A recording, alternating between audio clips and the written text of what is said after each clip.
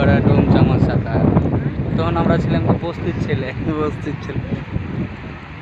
গেলে ভাবলে মাঝে মধ্যে খারাপও লাগে। দেখ না বস্তির ছেলেটা গোসল করছে কিভাবে, কত লোক কত কথা বলছে। তোর বয়স তখন